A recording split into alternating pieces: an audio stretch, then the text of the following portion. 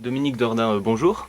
Bonjour. Vous avez publié chez Les Impliqués éditeurs Abécédaire du petit Bogolan Nord-Sud. Alors avant de commencer, de rentrer dans le vif du sujet, pouvez-vous nous expliquer un peu ce titre? Bon, abécédaire, c'est bien sûr une liberté, une contrainte, parce il y a 26 tableaux, donc je m'en tiens à 26 tableaux.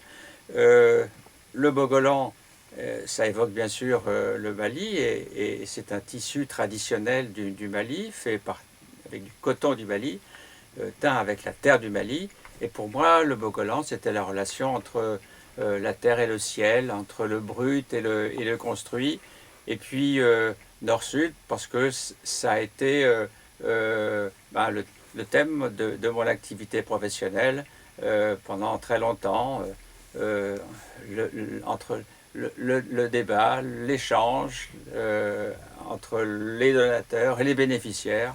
Bénéficiaires qui peuvent être aussi donateurs. Donc il y a un échange aussi dans les deux sens. Voilà un peu le thème du titre. Alors vous nous avez parlé du tissu, de la terre, des échanges. Pourquoi ces thèmes? Pourquoi cet ouvrage? Alors depuis 40 ans, je travaille et je vis à l'étranger. Je voyage un peu bien sûr, mais je vis essentiellement à l'étranger. Et mon travail a été plutôt un travail sérieux, officiel, institutionnel. Mais pendant toutes ces années, j'ai vu aussi autre chose. Euh, dans une cérémonie officielle, il y a toujours des ratés. Il y a toujours quelque chose qu'on a vu, mais qu'on n'a pas retenu, qu'on a retenu, mais qui n'était pas à retenir.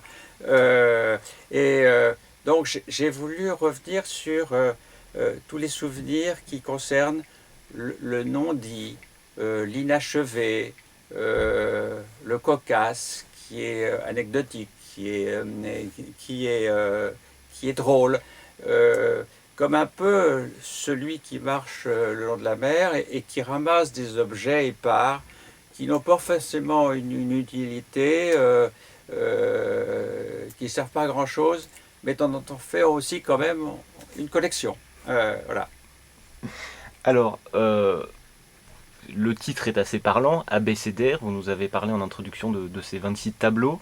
Est-ce qu'il y a une autre méthode derrière que vous avez développée? Quelle a été la démarche finalement de cet ouvrage, de l'écriture Alors, de cet ouvrage? comme j'ai fait une démarche de promeneur qui collectionne, je me suis dit que l'abécédaire qui associe des tableaux qui n'ont pas forcément une relation entre eux, qui sont indépendants, mais qui peuvent aussi permettre de décrire, de peindre un tableau, et puis de raconter surtout, de raconter une anecdote, une histoire, et comme beaucoup concernent l'Afrique, que j'ai profondément aimé, je crois qu'on ne peut pas parler de l'Afrique sans le rire, sans l'humour, sans la fête. Et je parle souvent de la fête. Même si j'aborde des sujets sérieux comme la place des femmes, comme la relation entre le karma et le génocide, comme les ratés de la bonne gouvernance, des choses un peu plus difficiles, officielles, institutionnelles, et que j'aborde, mais de l'autre côté de l'écran. Et j'en tire, en tout cas, j'en ai gardé, moi, des bons souvenirs chaque fois que je me retrouvais quand la fête était finie, ou presque finie, avec les gens qui sont autour des officiels, mais qui sont là, les enfants, les femmes, ceux qui sont les badauds, les spectateurs, etc. Et il y en a toujours énormément en Afrique. Et alors finalement, quel est le public que vous avez souhaité comment dire, viser, intéresser avec cet ouvrage? Un public spécialisé, d'universitaires ou tout simplement les gens qui s'intéressent à la découverte d'autres cultures?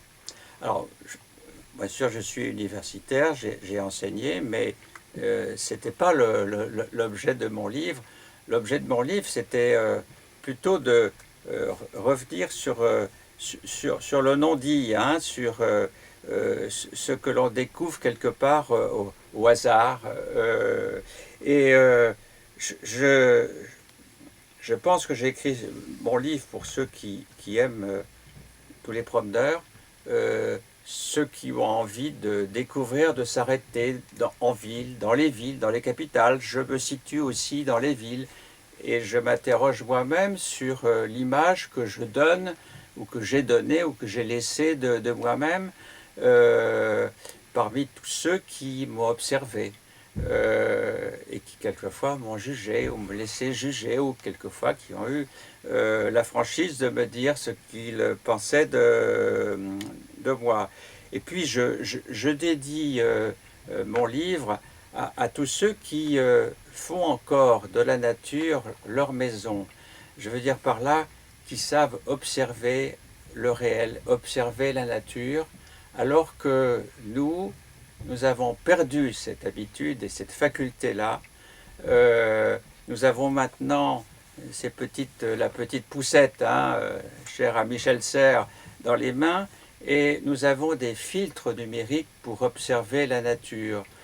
Et il y a 10 ou 15 ans, nous avons parlé de la fracture numérique. Eh bien, moi j'éprouve, en tout cas j'ai ressenti cette fracture numérique, mais inversée.